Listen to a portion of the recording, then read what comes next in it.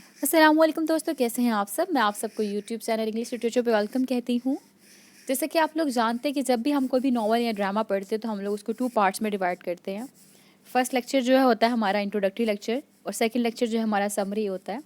इसी तरह हम लोगों ने मिसेस डैलोवे को भी 2 पार्ट्स में डिवाइड किया। फर्स्ट लेक्चर जो था हमारा इंट्रोडक्टरी लेक्चर था, उसके अंदर हमने बात की कि राइटर कौन थी, कहाँ से बिलोंग करती थी, इनका राइटिंग स्टाइल कैसा था, इंपॉर्टेंट थीम्स कौन से हैं इनके राइटिंग के, और इनके मोस्ट इंपॉर्टेंट वर्क्स कौन से हैं, और इनको मॉडर्निस्ट राइटर या फेमिनिस्ट राइटर क्यों कहा जाता है। फिर हमने बात की उसके अंदर मिसेस डैलोवे की फैक्ट्स की, उनके इंट्रोडक्शन की, कब लिखा गया, क्यों लिखा, टाइटल की सिग्निफिकेंस क्या है, सेटिंग कौन सी है। फिर हमने बात की उसके अंदर साथ ही इसके इम्पोर्टेंट थीम्स कौन से हैं, इम्पोर्टेंट करेक्टर्स कौन से हैं, और स्ट्रीम ऑफ कॉन्शियसनेस क्या होता है। इन शॉर्ट जितनी भी बेस थी हमारी समरी को अंडरस्टैंड करने की, जो इंपॉर्टेंट एस्पेक्ट्स थे वो सब के सब हम लोग हमारे फर्स्ट लेक्चर में डिस्कस कर चुके हैं। और ये हमारा सेकंड लेक्चर जिसके अंदर हमने समरी को डिस्कस करना है। अगर आपने फर्स्ट लेक्चर नहीं सुना तो मैं आपको रिकमेंड करूँगी पहले आप फर्स्ट लेक्चर सुन लें, देन हमारा सेकंड लेक्चर यानी कि समरी सुनिएगा, ताकि आप समरी को प्रॉपर वे में इंपॉर्टेंट और मेन एस्पेक्ट्स के साथ अच्छे से अंडरस्टैंड कर लें, कोई भी कन्फ्यूजन आपकी बाकी ना रहे और आपके प्रॉपर से ये नॉवल प्रिपेयर हो जाए।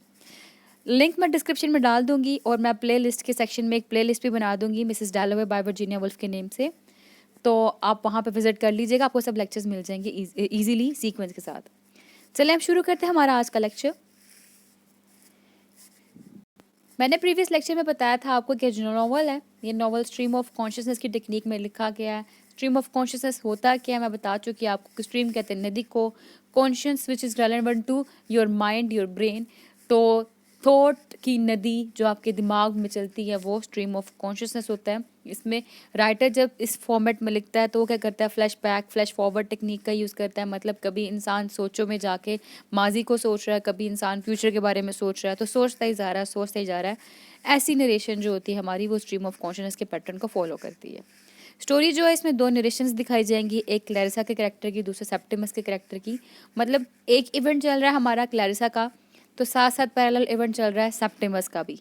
यहाँ पे क्लैरिसा की लाइफ में क्या हो रहा है, वहाँ पे सेप्टिमस की लाइफ में क्या हो रहा है, ये 2 चीज़ें चलेंगी पैरेलल। सेटिंग इसमें दिखाया गया वन डे, एक दिन है, मॉर्निंग से रात तक। मिड जून 1923 का टाइम पीरियड है, जो लंदन है वो सेटिंग मेन दिखाई गई है इसके अंदर। अब करते हैं ओपनिंग, समरी शुरू करने लगे अब हमारी। Be attentive. अब जब नॉवल की स्टोरी शुरू होती है तो हमारे पास एक करेक्टर है क्लैरिसा डैलोवे, जिनको मिसेस डैलोवे कहा गया है। इन्होंने ना अपने घर एक पार्टी अरेंज की है, और उस पार्टी के अंदर इन्होंने बहुत ज़्यादा लोगों को बुलाया है। वो पार्टी इवनिंग के टाइम में है और नॉवल की ओपनिंग मॉर्निंग से हो रही है। अब मिसेस डैलोवे अपने पार्टी के लिए फूल खरीदने जा रही हैं। जब ये फूल खरीदने के लिए निकल रही हैं तो इनकी मेड ल्यूसी है, सर्वेंट है इनकी, काफ़ी अच्छी है। उसको बहुत ज़्यादा घर में काम करना है, टेबल को डेकोरेट करना है, बर्तनों को साफ़ करना है, तो सारे काम करने में बिजी है। एनी हाउ, जो क्लैरिसा है वो घर से बाहर निकलती है फूल खरीदने के लिए। जो टाइम पीरियड दिखाया गया वो जून का दिखाया गया है। वर्ल्ड वॉर फर्स्ट वो अभी ख़त्म ही हुई है। क्लैरिसा को ज़िंदगी बहुत पसंद है, ज़िंदगी क्या है इसका मतलब तलाश करना बड़ा पसंद है। एनी हाउ, जब क्लैरिसा बाहर जा रही थी तो इसको रास्ते में ह्यू विटब्रेड मिलता है। और ह्यू विटब्रेड है कौन? ये एक प्रॉपर इंग्लिश जेंटलमैन है, और ये फील करता है कि इसका इंग्लिश सोसाइटी के अंदर एक इम्पोर्टेंट कंट्रीब्यूशन है, क्योंकि ये टाइम्स न्यूज़पेपर है लंदन के अंदर, उनको लेटर्स लिखा करता है। तो कहता है बाय राइटिंग लेटर्स इसने फिर इंग्लिश सोसाइटी के अंदर एक अच्छा डोमिनेंट कंट्रीब्यूशन पेश किया है। डिफरेंट कम्युनिटीज़ की हेल्प की है, डिफरेंट कमेटीज़ की हेल्प की है इसने। और किस तरह से ये पार्टीज़ को अटेंड करता है, ये पैलेस में जाता है, पैलेस के अंदर जो पार्टीज़ होती है उसमें जाता है, और स्मॉल चैरिटीज़ देता है। और ये क्लैरिसा का बचपन से दोस्त रहा है। पीटर और रिचर्ड को ये पर्सन जो है ह्यू विटब्रेड अजीब लगता था, इतना पसंद नहीं था, बोरिंग लगता था। ठीक है, तो यानी कि चाइल्डहुड फ्रेंड है क्लैरिसा का। और जब क्लैरिसा फूल खरीदने जाती है तो उसको रास्ते में ह्यू विटब्रेड मिलता है, और फिर क्लैरिसा ह्यू विटब्रेड को अपने घर इवनिंग में होने वाली पार्टी पे इनवाइट करती है। और ह्यू कहता है कि हाँ मैं ज़रूर तुम्हारी पार्टी को अटेंड करूँगा। एनी हाउ, इसके बाद क्लैरिसा अपनी मेमोरीज में हो जाती है। वो रिकॉल करती है पीटर को। पीटर जो कि अगेन इसका चाइल्डहुड फ्रेंड था, इसका सूटर था, उसने इसको प्रपोज किया था चाइल्डहुड में, इसका बॉयफ्रेंड था जिससे ये काफ़ी पसंद करती थी, उसके साथ टाइम स्पेंड करना पसंद करती थी। लेकिन पीटर की नेचर ऐसी थी कि वो अथॉरिटेटिव काइंड ऑफ पर्सन था, उसको रूल ओवर करना पसंद था। उसको था कि अगर वो क्लैरिसा को पसंद करता तो हर टाइम क्लैरिसा उसके साथ ही रहे, जैसे क्लैरिसा कहती है वो बिल्कुल वैसा ही करे। लेकिन इसी चीज़ की वजह से कि हर टाइम पीटर क्लैरिसा को अपने साथ रखना चाहता था, क्लैरिसा इस चीज़ को लाइक नहीं करती थी। क्लैरिसा लव्स इंडिपेंडेंस, उसको इंडिपेंडेंस, आज़ादी पसंद है। तो इसी बेस पे कहती है कि अगर मैं पीटर से शादी करूँगी तो मैं खुश नहीं रह पाऊँगी, मुझे इंडिपेंडेंस नहीं मिलेगी, मैं डिपेंडेंट होकर रह जाऊँगी, मैं मेरे ऊपर वो हर टाइम अथॉरिटी अपनी दिखाता रहेगा। इसी बेस पे इसने ना पीटर का प्रपोजल एक्सेप्ट नहीं किया था, पीटर ने इसको प्रपोज किया था। एनी हाउ इसने उसका प्रपोजल एक्सेप्ट नहीं किया, बट ये अगेन एंड अगेन उसको याद करती रहती है, उसकी मेमोरीज को स्टॉप नहीं कर पाती। मैंने यहाँ पे बोला वर्ड मेमोरीज, तो मेमोरीज का लिंक किससे है? स्ट्रीम ऑफ कॉन्शियसनेस से है। तो hence it is proof that this novel is written in the technique of stream of consciousness. और मैंने यहाँ पे बात की लव की, कि पीटर पसंद करता था, क्लैरिसा भी पसंद करती थी, लेकिन शादी क्यों नहीं की, इंडिपेंडेंस की। तो यहाँ पे हमारे पास दो थीम आ गए, एक फेमिनिज्म का, क्योंकि एक औरत नहीं चाहती कि वो under the influence of male रह के डिपेंडेंट लाइफ गुजारे। यहाँ पे क्लैरिसा के बारे में ये दिखाया गया है, और वो नहीं चाहती थी कोई भी मेल उसके ऊपर अथॉरिटी अपनी जताए। और दूसरा हमारे पास थीम आ गया यहाँ पे स्ट्रीम ऑफ कॉन्शियसनेस का, क्योंकि मेमोरीज का जिक्र आ रहा है। एंड तीसरा आ गया थीम ऑफ लव। अच्छा, तो क्लैरिसा रिकॉल करती है पीटर को, और फिर सोचती है कि हाँ मैं बिल्कुल ठीक थी कि मैंने पीटर से शादी नहीं की, लेकिन जो पीटर, क्योंकि पीटर जो था अगर मैं उससे शादी करती तो मुझे वो इंडिपेंडेंस ना देता, लेकिन स्टिल इसका जो रिफ्यूज़ल था वो बॉदर्ड करता था, इसको परेशान करता था। अब क्लैरिसा जो थी ये फूल खरीदने कहाँ जा रही थी? Bond street. Bond street Clarissa को हमेशा फैसिनेट करती थी, बहुत अच्छी लगती थी। लेकिन यही बॉन्ड स्ट्रीट जो है, इसकी डॉटर एलिजाबेथ, इसकी बेटी है, उसको फैसिनेट नहीं करती थी। एलिजाबेथ को मिस किलमैन बहुत ज़्यादा पसंद थी, और मिस किलमैन बिल्कुल ऑपोजिट दिखाई गई हैं मिसेस लैलोवे के, क्लैरिसा की। क्लैरिसा को नफ़रत थी मिस किलमैन से। एनी हाउ, तो यहाँ पे क्या दिखाया गया, एक यहाँ पे गैप दिखाया गया थोड़ा सा डॉटर एंड मदर के दरमियान में, कि मदर जो चीज़ मदर को फैसिनेट कर रही है वो चीज़ बेटी को फैसिनेट नहीं कर रही है। जो चीज़ मदर को नहीं पसंद वो चीज़ बेटी को पसंद है। तो मदर को क्या पसंद है यहाँ पे? Bond street. बेटी को बॉन्ड स्ट्रीट नहीं पसंद, फैसिनेट नहीं करती। एलिजाबेथ को मिस किलमैन पसंद है, जो कि एलिजाबेथ की ट्यूटर है, उनको हिस्ट्री पढ़ाती हैं। और क्लैरिसा को मिस किलमैन नहीं पसंद है। इसके बाद क्या होता है? इसके बाद क्लैरिसा जब बॉन्ड स्ट्रीट में आई तो एंटर होती है एक फ्लोरिस्ट के पास, एक मलबेरी फ्लोरिस्ट है वहाँ पे, जिनका नाम है मिस पैम। मिस पैम जो है वो क्लैरिसा को बड़ी खुशी से मिलती हैं, और पता उनको लगता है कि क्लैरिसा जो है ना काफ़ी बूढ़ी हो चुकी हुई है, ओल्डर हो चुकी हुई है पहले से। और जब क्लैरिसा मिस पैम की शॉप में होती हैं, फूल खरीदने के लिए जाती हैं, वहाँ पे अचानक एक ज़ोरदार पिस्टल लाइक नॉइज़ क्रिएट होती है, स्ट्रीट में सुनाई देती है, ज़ोरदार धमाकेदार आवाज़। और जो धमाकेदार आवाज़ होती है ये एक मोटर कार से आती है, जैसे कि कोई बहुत इम्पोर्टेंट मैसेज लेके आ रही हो। एनी हाउ, अब ये जैसी आवाज़ आती है तो स्ट्रीट जो है वो सारी रुक जाती है, वहाँ पे सारा हर कोई खामोशी हो जाती है। लेकिन वहाँ पे एक पर्सन है, सेप्टिमस वैरन स्मिथ पूरा नेम है उसका। जब वो ये धमाकेदार आवाज़ सुनता है मोटर कार की तो वो डर जाता है। लोग तो ठीक हो जाते हैं बाकी आवाज़ सुनने के बाद, लेकिन सेप्टिमस वहाँ पे कांपता है, डर जाता है, हॉरिफाइड फील करता है, उसको खौफ आने लग पड़ता है। तो अब स्टोरी कहाँ पे शिफ्ट हो रही है? स्टोरी क्लैरिसा से दूसरा कैरेक्टर आ गया हमारे पास, सेप्टिमस, उस पे शिफ्ट हो रही है। फिर ऐसे सेप्टिमस से दोबारा क्लैरिसा की तरफ जाएगी। एनी हाउ, सेप्टिमस डर जाता है, वहाँ पे उसकी वाइफ होती है लुक्रीजिया, जो कि एक इटालियन वाइफ है। वो भाग के इसके पीछे जाती है, इसको पकड़ती है और जल्दी से इसको अपने साथ आगे लेके जाती है। और वो जानती थी कि जितने भी लोग हैं यहाँ पे सारे के सारे स्ट्रेंजनेस को नोट कर रहे होंगे। इसी दौरान एक एयरप्लेन जो है हवा में आसमान में चल रहा होता है, वो अपनी स्मोक से आसमान पे कुछ लिख रहा होता है, हर कोई फैसिनेट हो रहा होता है। एक क्राउड होता है बकिंगम गेट के पास, वहाँ पे एक क्राउड होता है, वो सारे आसमान की तरफ देख रहे होते हैं। एनी हाउ जो लुक्रीजिया थी वो अपने हस्बैंड सेप्टिमस को लेके जाती है, जिस जगह लेके जाती है वो है रीजेंट्स पार्क। मैंने यहाँ पे नेम लिखा है, रीजेंट पार्क में जाती है, जब वहाँ सेप्टिमस बैठता है तो बैठ के जब आसमान पे देखता है एयरप्लेन कुछ लेटर्स लिख रहा होता है आसमान के ऊपर, तो सेप्टिमस को लगता है जो लेटर्स हैं ये इसको कुछ ना कुछ सिग्नल दे रहे हैं। अब जो सेप्टिमस का ये एटीट्यूड होता है ये एटीट्यूड लुक्रेजिया को परेशान करता है। लुक्रेजिया वहाँ से उठ के चले जाती है फाउंटेन की तरफ, वहाँ पे देखने के लिए, खुद को रिलीफ चाहने के लिए, एस्केप के लिए, कि ये जो डिप्रेशन है उस डिप्रेशन से निकल सके।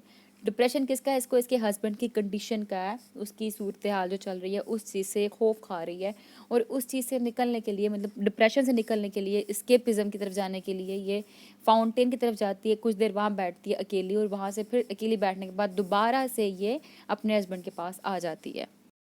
गई क्यों थी? For the sake of escape. वापस क्यों आई? For the sake of her husband. Anyhow doctor Holmes होते हैं, डॉक्टर होम्स से पूछते हैं ये सेप्टिमस की कंडीशन के बारे में। वो डॉक्टर होम्स कहते हैं nothing was wrong with him, इसके साथ कुछ भी गलत नहीं हुआ, और वो रिकमेंड करते हैं इनको कि आप सेप्टिमस को डॉक्टर विलियम ब्रेडशॉ के पास ले जाएं। फिर इसी दौरान जो एयरप्लेन हवा में उड़ रहा था और आसमान पे कुछ लिख रहा था, वो कंटिन्यूसली अपना मैसेज लिख रहा था, वो कंटिन्यू था, वो रुका नहीं, और हर कोई आसमान की तरफ देख रहा था। फिर इस दौरान दोबारा स्टोरी शिफ्ट हुई क्लैरिसा के ऊपर। क्लैरिसा हर एक की तरफ देख के हैरान होती कि ये सब कुछ, ये सारे जो लोग हैं ये क्या देख रहे हैं। तो एनी हाउ इससे पहले एक और सीन हुआ था, वो ये था कि जब सेप्टिमस को डॉक्टर होम्स ने कहा कि इसके साथ कुछ भी गलत नहीं है, ठीक है, तो उस दौरान सेप्टिमस जब अजीब रिएक्ट कर रहा था लुक्रेजिया के साथ बैठा हुआ पार्क में, तो वहाँ पे ये दो लड़कियाँ थी, एक थी मेसी जॉनसन, दूसरी थी मिसेस कैरी डेम्पस्टर। ये मेसी जॉनसन जो है सेप्टिमस को देख के बड़ा हैरान होती है और डर जाती है। ये स्कॉटलैंड से आई होती है लंदन में, और देख के उसको डर जाती है और घबरा जाती है लंदन में कैसी कंडीशन चल रही है। थीम ऑफ हॉरर यहाँ पे आ जाता है। फिर है मिसेस कैरी डेम्पस्टर, ये एक ओल्डर लेडी होती हैं और मेसी को देख के कहती हैं कि इनको अपने यंगर डेज जो हैं वो याद आ जाते हैं, ये अपने यंगर डेज के बारे में सोचना शुरू कर देती है, तो इनका भी सोचना स्ट्रीम ऑफ कॉन्शियसनेस को रिफ्लेक्ट कर रहा है। ये इवेंट हुआ था। इसके बाद जो मैंने बताया आपको कि एयरप्लेन जो थे वो स्टिल चल रहे थे एमलेसली। क्लैरिसा हर एक की तरफ देखती है बड़े हैरान होकर। ये हुआ था। क्लैरिसा आ गई अपने घर वापस। घर आते इस पर लगता है कि रिचर्ड जो है उसका हस्बैंड, उसको लेडी ब्रिटेन जो कि एक रिचेस्ट लेडी हैं उस टाइम पीरियड की, पॉलिटिक्स के अंडर आती हैं, उन्होंने अपने घर लंच पे इनवाइट किया हुआ है। क्लैरिसा को थोड़ा सा बुरा लगता है, लेकिन एनी हाउ वो ये सुनने के बाद ऊपर जाती है, स्टेयर्स चढ़ती है। जब स्टेयर्स चढ़ रही होती है तो वो अपनी मेमोरीज में खो जाती है, और वहाँ पे वो जाकर अपने ओल्ड बेस्ट फ्रेंड जो उसकी थी सली सेटन, उसको रिकॉल करती है। और वो रिकॉल करती है सली ने किस तरह से लाइफ को गुजारना है, थिंग्स को मैनेज करना है अपनी लाइफ के अंदर, ब्रिटेन के अंदर किस तरह से शादी से पहले चीज़ों को लेके चलना है, सब कुछ क्लैरिसा को सिखाया था। मतलब हर पॉइंट पे हर जगह पे सली ने क्लैरिसा का साथ दिया था। तो वहाँ पे वो फ्रेंडशिप की बॉन्डिंग का थीम हमारे पास आ जाता है कि क्लैरिसा ने इसकी लाइफ के अंदर एक मदर लाइक रोल प्ले किया, और क्लैरिसा और सली इन दोनों के अंदर एक क्लोज एसोसिएशन भी थी, एक सेक्सुअल अट्रैक्शन भी थी। तो एनी हाउ मैं बता रही थी क्लैरिसा की लाइफ के अंदर सली ने एक मदर लाइक रोल प्ले किया हुआ है बिफोर हर मैरिज। फिर क्लैरिसा जो है अपना ड्रेस निकालती है जो उसने शाम को होने वाली पार्टी पे पहनना होता है, उसको लेकर उसको मेंडिंग करना शुरू कर देती है, बनाना शुरू कर देती है। फिर उसको पता लगता है कि वहाँ पे पीटर आया है, पीटर जो कि इसके बचपन का दोस्त है जिसने इसको प्रपोज किया था शादी के लिए, एंड शी रिजेक्ट कर दिया था इसने। तो अब्रप्टली हर डोर ओपन, दरवाज़ा खुलता है और पीटर वैलिश एंटर होता है। पीटर नोट करता है कि जो क्लैरिसा है वो ओल्डर दिख रही है, बूढ़ी दिखने लग पड़ी है, लेकिन still she is beautiful. Older दिखना रिफ्लेक्ट कर रहा है कि अभी इतनी एज नहीं जितनी जितनी इसकी लुकिंग जो है बाय लुक वो ओल्ड दिखना शुरू हो गई है, डिप्रेशन की वजह से, एंजाइटी की वजह से, अनसेटिस्फाइड विशेस की वजह से, ठीक है। एनी हाउ क्लैरिसा इससे पूछती है पीटर से, क्या तुम्हें ब्रिटेन याद है? अब ये उसका ब्रिटेन के बारे में पूछना ये पीटर को तकलीफ देता है। क्यों? क्योंकि ब्रिटेन के अंदर ही पीटर को क्लैरिसा से प्यार हुआ था, वो उसके साथ टाइम स्पेंड करना चाहता था, और उसी के अंदर देखा रिचर्ड आ गया। रिचर्ड ने क्लैरिसा को प्रपोज किया और क्लैरिसा और रिचर्ड की शादी हो गई और पीटर अकेला साइड पे रह गया था। तो पीटर को जब ब्रिटेन का नाम लिया गया तो उसको याद करना जो था वो तकलीफ देता था। क्यों देता था? क्योंकि क्लैरिसा ने उसके प्रपोजल को रिजेक्ट किया था इसी बेस पे। अच्छा, अब पीटर सोचता है कि शादी के बाद क्लैरिसा काफ़ी चेंज हो चुकी हुई है। पीटर फिर बताता है क्लैरिसा को कि उसको एक लड़की से प्यार हो चुका हुआ है इंडिया में, और वो लंदन में इसलिए है ताकि वो लड़की का डिवोर्स हो जाए। पीटर फिर अचानक ही इमोशनल होता है और रोना शुरू कर देता है। क्लैरिसा उसको कंफर्ट करती है। फिर क्लैरिसा के दिल में अभी भी इमोशंस होते हैं पीटर को लेकर, और वो चाहती है कि पीटर उसको अपने साथ ले जाए यहाँ से, लेकिन वो साथ ही अपने पैशंस को कंट्रोल करती है। यहाँ पे एक साइकोलॉजिकल एलिमेंट आ जाता है हमारे पास। फिर पीटर उससे पूछता है कि क्या तुम रिचर्ड के साथ खुश हो शादी के बाद? अभी क्लैरिसा ने रिस्पॉन्स नहीं किया होता, वो खामोश होती है। तो सडनली वहाँ पर एलिजाबेथ जो कि क्लैरिसा की बेटी है वो एंटर होती है। पीटर उससे बहुत अच्छे से मिलता है और गुड बाय कह के क्लैरिसा को जल्दी से दरवाजे से वापस बाहर आ जाता है। क्लैरिसा जो कि पार्टीज देती रहती थी शुरू से ही, शादी से पहले भी, तो पीटर जो है उसने कभी भी क्लैरिसा की पार्टीज को एंजॉय नहीं किया था। पीटर को कभी भी जो क्लैरिसा के दोस्त जैसा कि डालोवेस और विटब्रेड्स कभी भी पसंद नहीं आए थे। अब जब पीटर जा रहा होता है तो बॉय होते हैं वो यूनिफॉर्म की फॉर्म में मार्च कर रहे होते हैं, पीटर भी उनके साथ साथ होता है। पीटर उनको फॉलो करना शुरू कर देता है और उस टाइम पे पीटर जो है बड़ा अच्छा फील करने लग पड़ता है। एक यंग वुमेन पीटर के पास से गुजरती है, पीटर को बड़े अच्छी लगती है। पीटर उसको फॉलो करना शुरू कर देता है, तब तक फॉलो करता है जब तक वो औरत डिसअपेयर ना हो जाए। हाउ फनी, क्लैरिसा पसंद थी, इंडिया में एक लड़की पसंद है, उसके डिवोर्स के लिए आया, एक और लड़की देखी वो पसंद आ गई। कितना दिल फेंक किस्म का बंदा है ना पीटर। बट ये कहता है स्टोरी के अंदर कि मोहब्बत सिर्फ एक दफ़ा होती है, उसको किससे हुई है? वो क्लैरिसा से हुई है, और जिसने इसको एक जख्म स्कार दे दिया हुआ है। पीटर कहेगा आगे स्टोरी के अंदर ये भी। एनी हाउ चलता चलता चलता पीटर जो है वो रीजेंट पार्क में आकर पहुंच जाता है। वहाँ की वो जो सिविलिटी होती है लंदन की, उस पर बड़ा प्राइड फील कर रहा होता है। और उसी टाइम इसको जो है पास्ट की जो सोचें होती हैं वो आना शुरू हो जाती हैं, ये उनको रिकॉल करता है क्लैरिसा को देखने के बाद। फिर जब जाता है ये पार्क में, वो देखता है एक टेबल के ऊपर एक नर्स बैठी, साथ में उनका बेबी सो रहा है। उनके पास जाके ये भी टेबल पर बैठ जाता है। फिर पीटर सोचता है एलिजाबेथ के बारे में, कहता है बिल्कुल अपने मदर से अलग गया। पीटर वहाँ पे स्मोकिंग करता है, एक सिगार पीता है। सिगार पीने के बाद एक गहरी नींद में चला जाता है। गहरी नींद में जाने के बाद वो एक ख्वाब देखता है, और उस ख्वाब में जो देखता है उस ख्वाब का सिंबॉलिक सिग्निफिकेंस ये है कि Peter needs a girl for himself. वो dream death of the world को सिंबलाइज करेगा, ब्रिटिश इम्पीरियलिज्म को सिंबलाइज करेगा, डेथ ऑफ द सोल को सिंबलाइज करेगा। इसके सोल जो है उसकी डेथ हो चुकी हुई है। एनी हाउ इसका ड्रीम जो है वो समरी में, मतलब आप जब इसका नॉवल पढ़ेंगे ना उसमें सेक्शन 5 होगा पार्ट 1 का, उसकी टेक्स्ट आप वहाँ से पढ़ लीजिएगा जहाँ पे आपको ये ड्रीम डिटेल से मिल जाएगा। और पीटर जब सोया होता है, ख्वाब देख रहा होता है, अचानक जब वो उठता है तो कहता है the death of the soul. ये सिंबॉलिक लाइन है जो कि सिंबलाइज कर रहा है पीटर की अपनी सोल की डेथ को, कि उसकी जो अपेरेंटली बस बॉडी है चल रही है, सोल मर चुकी हुई है। कब कब की मरी हुई? तभी जब उसको क्लैरिसा ने रिफ्यूज़ कर दिया हुआ था। फिर इसके बाद पीटर रिकॉल करता है वो टाइम कि जब क्लैरिसा को बहुत ज़्यादा पसंद करता था, और एक दिन इसकी और क्लैरिसा की लड़ाई हो गई थी। क्लैरिसा से लड़ने के बाद क्लैरिसा बाहर चले गई थी, और फिर उसके बाद जैसे दिन गुजर गया, जो पीटर था वो काफ़ी ज़्यादा ग्लूमी फील करने लग पड़ा। और जब ये वापस घर आया तो उसने देखा कि क्लैरिसा एक यंग मैन रिचर्ड डालोवे के साथ बैठी बातें कर रही थी एक पार्टी के अंदर। पीटर जानता था कि रिचर्ड जो है वो क्लैरिसा से शादी करने वाला है, ठीक है। तो ये उस टाइम को रिकॉल करता है। वो टाइम कौन सा था? वो बेसिकली डिनर का टाइम था, जिस टाइम रिचर्ड और क्लैरिसा आपस में बातें कर रहे थे। डिनर के बाद क्लैरिसा पीटर को इंट्रोड्यूस करवाती है रिचर्ड से। पीटर काफ़ी ज़्यादा बुरा फील करता है उस टाइम कि जब क्लैरिसा इंट्रोड्यूस करवा रही रिचर्ड को और पीटर को एक दूसरे के साथ। फिर इसके बाद जो जितना भी ग्रुप था लोगों का, यंग पीपल डिसाइड करते कि वो बोटिंग पे जाएंगे। पीटर रिफ्यूज़ कर देता है। क्लैरिसा पीटर को लेने जाती है। जब क्लैरिसा पीटर को लेने जाती है तो पीटर काफ़ी खुश फील करता है। फिर उसके बाद पीटर नोट करता है, फील करता है कि डेलोवे और क्लैरिसा आपस में मोहब्बत में होने जा रहे हैं। फिर following that night Peter ridiculous things पूछता है क्लैरिसा से और उसको प्रपोज करता है, लेकिन क्लैरिसा इस चीज़ को नहीं एक्सेप्ट कर पाती और अपना रिलेशनशिप यहीं पे पीटर के साथ ख़त्म कर देती है। तो बेसिकली यहाँ पे बताया गया रिचर्ड की और क्लैरिसा की दोस्ती कैसे हुई थी एक डिनर पे, जहाँ पे इनकी फ्रेंडशिप हुई। फिर उसके बाद पीटर की और क्लैरिसा की और रिचर्ड की मीटअप कैसे हुआ था, उसी डिनर पे मीटअप हुआ था।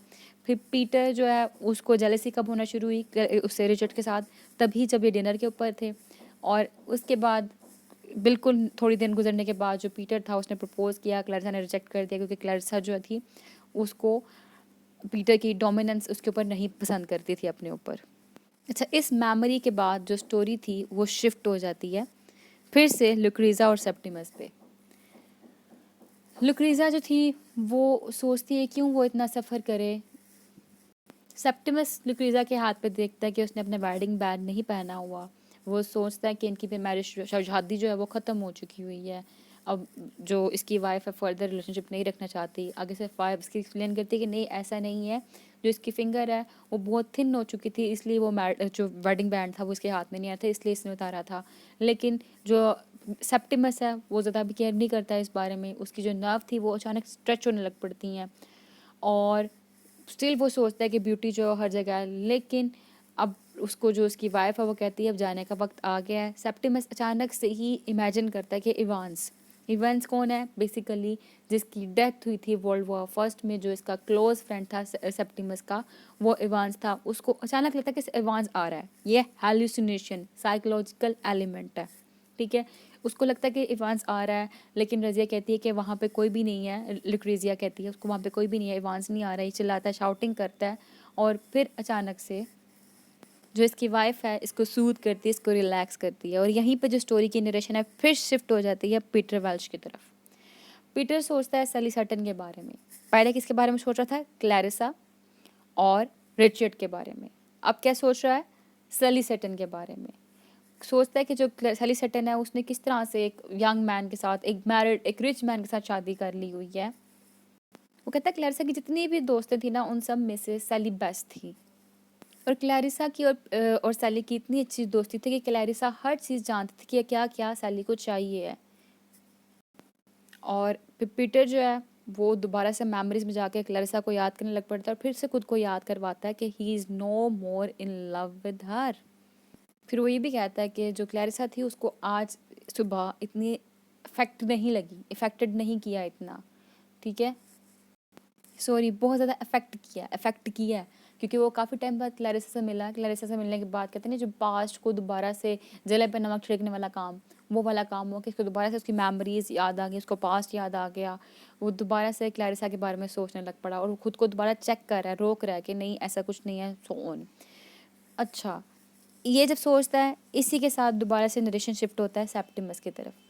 पहले क्या हुआ था, सेप्टिमस और उसकी वाइफ इकट्ठे थे ना, और क्या कर रहे थे, आपस में बातें कर रहे थे।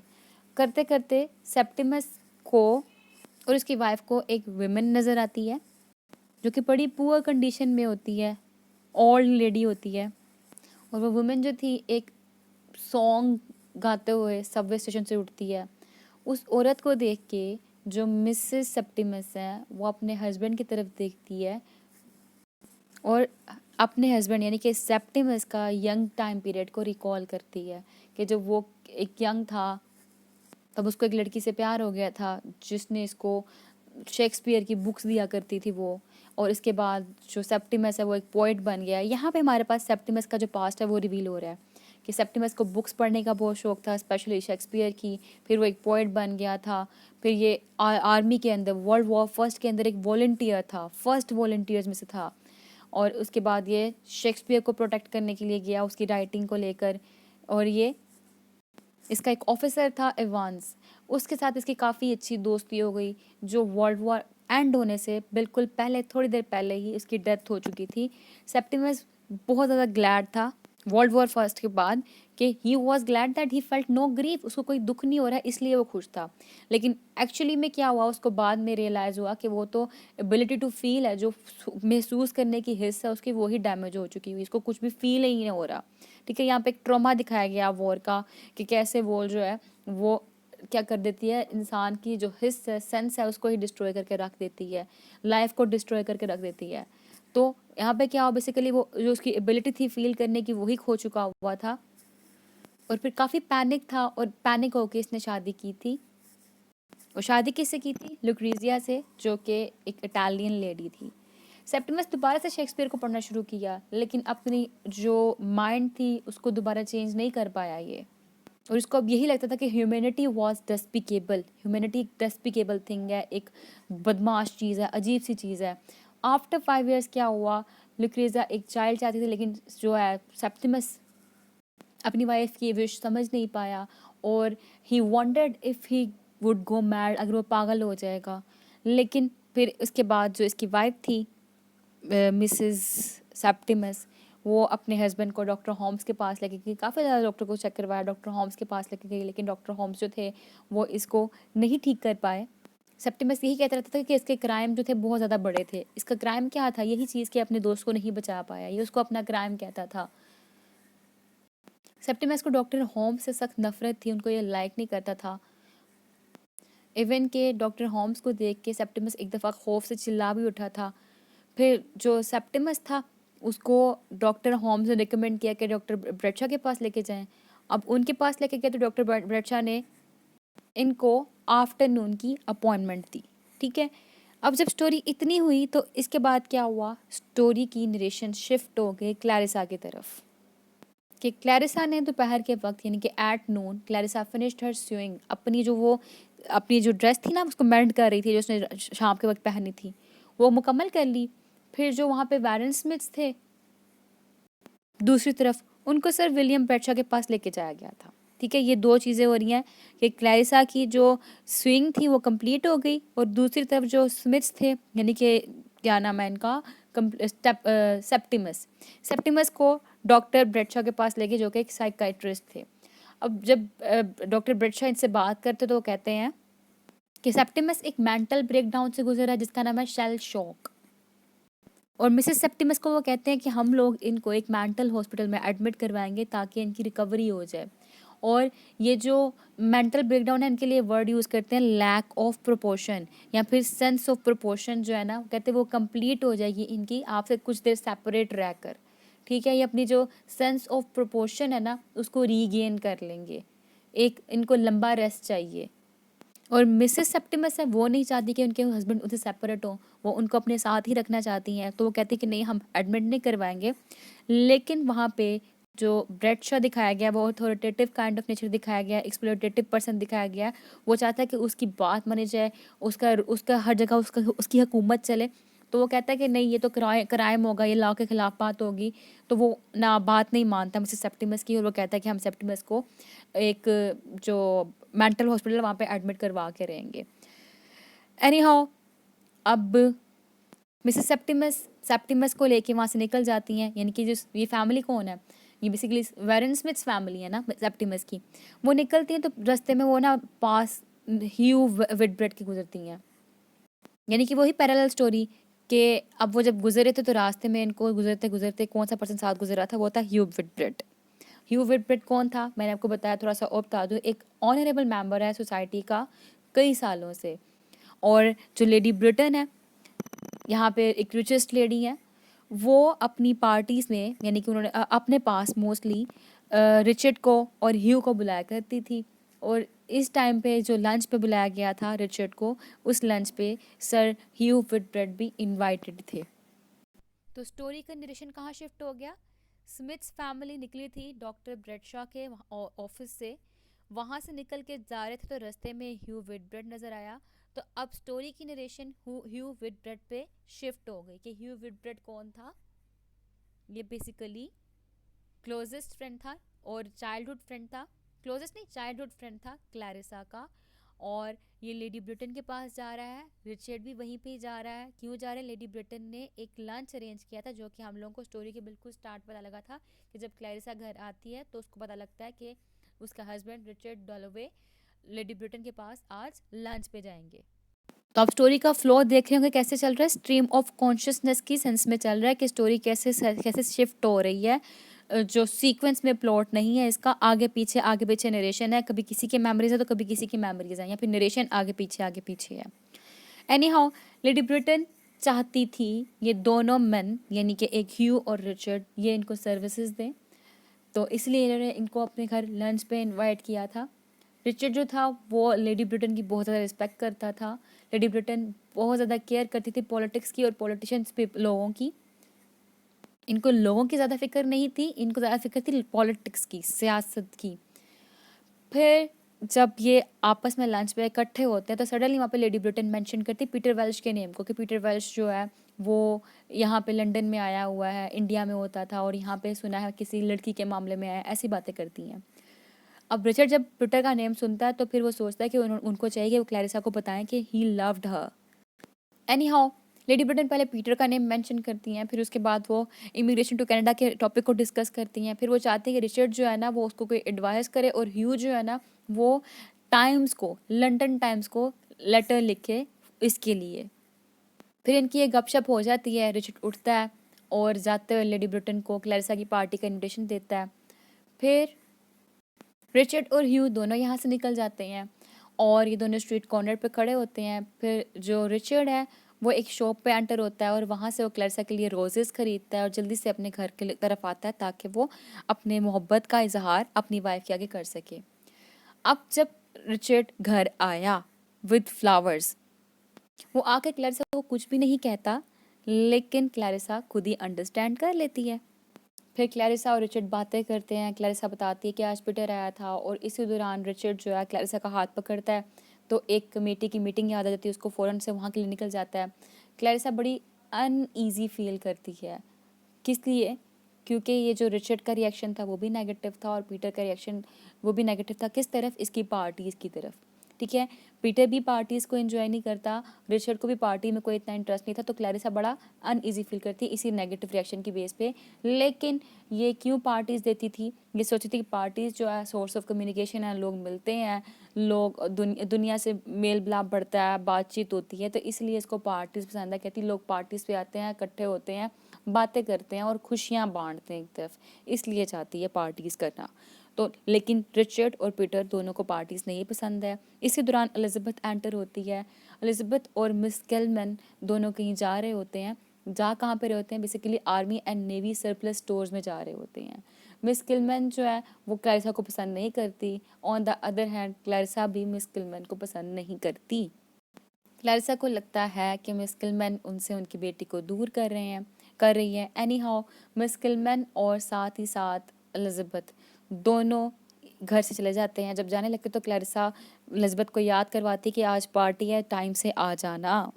मिस किलमैन को खाना खाना और एलिज़ाबेथ को प्यार करना बहुत ज़्यादा पसंद है। शॉपिंग के बाद मिस किलमैन डिक्लेयर करती हैं दे मस्ट हैव टी, उनको चाय पीनी चाहिए। फिर मिस किलमैन और एलिज़ाबेथ इकट्ठे बैठकर चाय पी रहे होते तो उस टाइम पे एलिज़ाबेथ कहती है कि अब उसको जाना है वापस मदर की पार्टी अटेंड करने के लिए। एलिज़ाबेथ अपना बिल पे करती है, चले जाती है वहाँ से। मिस किलमैन बड़ा अकेला बैठकर बड़ा ही बुरा फील कर रही होती है कि क्यों चले गई है ये, ऐसे वैसे। लेकिन एनी हाउ वो कुछ नहीं होती है, खामोश बैठी होती हैं वहाँ पे। दूसरे एलिज़ाबेथ अकेले बाहर निकल के अकेला सफ़र करना, राइड करना, बस राइड करना इंजॉय कर रही होती है। इसी दौरान स्टोरी जो है वो शिफ्ट हो जाती है सेप्टिमस की तरफ। सेप्टिमस विंडो की तरफ बैठा होता है और स्माइल कर रहा होता है। समटाइम्स ये चाहता है कि जो इसकी वाइफ है वो इसकी मेमोरीज़ को रिकॉर्ड करे, इसकी थॉट्स को रिकॉर्ड करे, लेकिन अचानक ही इसको रियलिटी का एहसास होता है। ट्रुथ जो कि वॉर थी उसके बारे में सोचता है, इवॉन्स के बारे में सोचता है और ऊंची ऊंची चलाना शुरू कर देता है और कहता है जो डॉक्टर होम्स हैं वो as the evil of human nature, वो सबसे बड़ी इवल नेचर है ह्यूमन की, मिस्टर डॉक्टर होम्स। फिर इस दिन ही जो इसकी वाइफ होती है वो एक हैट होती है उसको उसको बना रही होती है। सेप्टिमस देखता है और बड़ी नॉर्मल कन्वर्सेशन करता है अपनी वाइफ के साथ और उसकी मदद करता है ये हैट बनाने में। दोनों जोक करते हैं, मजाक करते हैं, बड़ा हैप्पीली इस पे टाइम स्पेंड करते हैं हैट मेकिंग के ऊपर। तो हैट सिंबलाइज कर रही है हैप्पीनेस को, जॉय को। और जब ये इंजॉय कर रहे होते तो उसी दौरान सेप्टिमस अचानक से उदास हो जाता है, वो डिप्रेशन में आ जाता है और वो सोचने लग पड़ता है वो वाली बात जो डॉक्टर ब्रेडशॉ ने कही थी कि वो इन दोनों मियाँ बीवी को सेपरेट कर देगा। लेकिन इसकी वाइफ जो है वो प्रॉमिस करती है कि वो सेपरेट नहीं होने देगी। इसी दौरान जो है जब वो प्रॉमिस करती है तो डॉक्टर होम्स आ जाते हैं। डॉक्टर होम्स आके सेप्टिमस को अपने साथ लेने जान जाते हैं, लेकिन उसकी जो वाइफ है वो सेप्टिमस को बचाती है। डॉक्टर होम्स को धकेलती है बाहर के, नहीं जाने दूंगी मैं सेप्टिमस को। लेकिन सेप्टिमस जब ये देख रहा होता है सीन, आवाज़ें सुन रहा होता है, तो वो अपने आप को विंडो से नीचे फेंस की तरफ छलांग मार के सुसाइड अटेम्प्ट कर लेता है, मर जाता है। इसके सुसाइड कमिट करने के बाद पीटर देखता है कितनी जल्दी से एम्बुलेंस आई और वो एम्बुलेंस की स्पीड को अप्रिशिएट कर रहा होता है। अगेन यहाँ पे वो जो इंग्लैंड की सिविलिटी है, लंदन की सिविलिटी है, उसको अप्रिशिएट कर रहा है क्रिटिकली अगर देखें तो। और एक ये भी एस्पेक्ट्स के एम्बुलेंस डेड बॉडी को तो लेने के लिए आ गई, लेकिन जब वो अलाइव था तो उसको रिकवर नहीं कर पाई। उसको फर्दर कहाँ पे लेके जा रही थी? डिप्रेशन की तरफ, एंजाइटी की तरफ लेके जा रही थी। अच्छा, अब स्टोरी की नरेशन कहाँ पे शिफ्ट हो गई? पीटर की तरफ। डेथ किसकी हो गई? सेप्टिमस की डेथ हो गई है। अब सेप्टिमस की डेथ के बाद स्टोरी की वहाँ पे जो एम्बुलेंस आई, उसको एम्बुलेंस को देखने वाला पीटर था। अब स्टोरी की नरेशन पीटर की तरफ शिफ्ट हो गई है। पीटर जो है वो क्लैरिसा के बारे में रिकॉल कर रहा होता है मेमोरीज को। तो इसी दौरान इसको एक लेटर रिसीव होता है क्लैरिसा की तरफ जिसमें लिखा होता है she had loved seeing him. ये पढ़ने के बाद ये प्लान करता है कि ठीक है मैं क्लैरिसा की पार्टी को अटेंड करूँगा, और ये क्लैरिसा की पार्टी के लिए रेडी होना शुरू हो जाता है। और इसकी एक हैबिट थी जो पॉकेट नाइफ था ना, नाइफ ब्लेड, उसके साथ खेलने की। ये उसके साथ खेलना शुरू कर देता साथ साथ। एनी हाउ ये पार्टी की तरफ जाने को तैयार। अब स्टोरी की नरेशन शिफ्ट हो गई है क्लैरिसा के घर की तरफ। क्लैरिसा जो है वहाँ पे गेस्ट आ रहे हैं, उनको रिसीव कर रही है, उनसे मिल रही है। और इसकी पार्टी के अंदर इस पीटर भी आता है और इसकी बेस्ट फ्रेंड लेडी रूस्टर जिसका नाम है, यानी कि सेली सटन उसका नाम है, वो भी आती है। क्लैरिसा सेली सटन को, जो अब लेडी रूस्टर कहलाती है, शादीशुदा हो चुकी हुई है, जिसकी शादी 5 लड़कों से हुई है, उसको देख के बड़ा खुश होती है, खुशी से उसको मिलती है। और ये चाहती थी कि जो टाइम है वहीं पे स्टॉप हो जाए और सेली और पीटर ये आपस में टाइम स्पेंड करें, इकट्ठे से खुशी खुशी बातें करें, हल्ला गुल्ला करें, अपनी मेमोरीज को रिकॉल करें। लेकिन ऐसा नहीं होता उस टाइम पे। अब हो क्या रहा है, ये कम्युनिकेशन भी कर रही है लेकिन साथ साथ प्राइवेसी भी चाह रही है। लोग भी आ रहे हैं, लोगों से मिल भी रही है, लेकिन चाहती है कि लोग चले जाएं और ये तीनों तो इकट्ठे होकर टाइम भी स्पेंड करें। अब यहाँ पे मिस्टर ब्रेडशॉ और लेडी ब्रेडशॉ भी आती हैं और वो आकर बताती हैं क्लैरिसा को about a young man who had killed himself. यहाँ पे सेप्टिमस की बात कर रहे हैं। जो डॉक्टर ब्रेडशॉ था, उनकी जो मिसेस थी, वो आकर क्लैरिसा को बताती है कि आज एक इंसिडेंट हुआ। वो ये हुआ कि एक लड़के ने कमिट कर ली सुसाइड। जब ये सुनती हैं बात तो बड़ा अनईजी फील करती हैं, वहाँ पे रहना नहीं चाहती हैं। और वो लेडी ब्रेडशॉ बोली जा रही होती तो उस टाइम पे कहती काश ये लड़की खामोश हो जाए, बड़ा अनईजी अनकंफर्टेबल फील कर रही होती है। एनी हाउ जो क्लैरिसा है वो वहाँ से चले जाती है अपने रूम के अंदर, एम्प्टी रूम के अंदर बड़ी डिस्ट्रॉट बैठी होती है और ये फील कर रही होती है, सोच रही होती है सेप्टिमस की डेथ को। और उसके डेथ के एक्ट को ये सैड फील करने के बजाय एक नाइस एक्ट मान रही होती है कि उसने एक अच्छा काम किया है। और यहाँ पे दूसरी तरफ पीटर और सैली बैठ के बातें कर रहे होते हैं एक दूसरे को लेके कि पीटर चेंज हुआ है कि नहीं हुआ, सैली चेंज हुई है कि नहीं हुई है। कहते हैं लेकिन क्लैरिसा काफ़ी बदल गई हुई है। पीटर सोचता है क्लैरिसा कहाँ चले गई है। फिर वहाँ पे जो है कहता है लेकिन ना जो सैली है वो काफ़ी चेंज हो चुकी है। भी पीटर सोचता है, Peter had not, Sally thought, Sally सोचती है कि पीटर नहीं चेंज हुआ है। फिर उसके बाद ये देखते हैं कि एलिजाबेथ जो है इसकी बेटी क्लैरिसा की, वो बिल्कुल डिफरेंट है क्लैरिसा से। और आगे सैली कहती है क्लैरिसा लैक्ड समथिंग, उसमें ना कुछ लैकिंग इस चीज़ की। पीटर एडमिट करता आगे से कि जो क्लैरिसा है उसने इसको लाइफ को एक स्कार दे दिया, एक जख्म दे दिया, एक ऐसा स्कार दे दिया जो कभी भी मिट नहीं सकता। अब इसी दौरान रिचर्ड जो अपनी बेटी को देख के काफ़ी अमेज हो रहा था कि इसकी बेटी काफ़ी मतलब ग्रोन अप हो चुकी हुई है, नाइस दिखती है, अच्छी दिखती है। तो तकरीबन पार्टी ख़त्म हो जाती है, सब चले जाते हैं। सैली वहाँ पे खड़ी होती है रिचर्ड से बात करने के लिए। और फिर क्लैरिसा जो कि काफ़ी देर से पार्टी से मिसिंग थी और पार्टी ख़त्म हो चुकी तकरीबन एंड होने वाली थी, वहाँ पे फाइनली आती है और पीटर जो है क्लैरिसा को देख के बहुत ज़्यादा खुश होता है और यहाँ पे नॉवल की एंडिंग हो जाती है।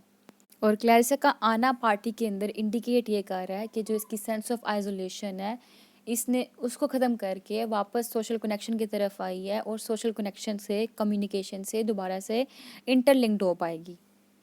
जो इसके अंदर साइकोलॉजिकल डिस्टर्बेंस थी, जो इसके अंदर आइसोलेशन का एलिमेंट था, सॉलिट्यूड का एलिमेंट था, जॉय से दूर थी, हैप्पीनेस से दूर थी, अकेले रह रही थी, वो चीज़ इसने ओवरकम कर ली है और एट द एंड वापस आई है ये सोशल कनेक्शन की तरफ। और एंडिंग जो वो सिंबलाइज ये करिए कि छोटी सी चीज़ के अंदर बहुत बड़ी दुनिया है। मतलब सिर्फ और सिर्फ उसका क्लैरिसा का अपेयर होना, इस चीज़ ने पीटर को सारी दुनिया की जितनी भी खुशियाँ थी वो वापस प्रोवाइड की। क्योंकि through out the story Peter was looking for Clarissa जब से वो पार्टी में आया है और एट द एंड वहाँ पे क्लैरिसा अपेयर हुई and he was elation. Elation मतलब बहुत ज़्यादा खुश होना। तो यहाँ पे नॉवल हुआ कंप्लीट। आई होप ये स्टोरी आपको समझ आ चुकी होगी, कोई भी कन्फ्यूजन बाकी नहीं रही होगी। क्रिटिकली हम लोगों ने डिस्कस कर लिया, साथ साथ इंपॉर्टेंट थीम्स को भी हम लोग हाईलाइट करते गए हैं। फिर मिलते हैं अगली वीडियो में अगले लेक्चर के साथ, तब तक के लिए अल्लाह हाफिज़।